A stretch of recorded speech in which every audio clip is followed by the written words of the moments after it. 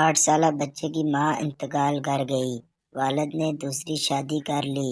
ایک دن باپ نے بیٹے سے پوچھا، بیٹا نئے والی ماں ٹھیک ہے یا پرانے والی؟ بیٹے نے معصومیت سے جواب دیا، پرانی والی ماں جھوٹی تھی، نئی والی سچی ہے۔ باپ نے پوچھا وہ کیسے؟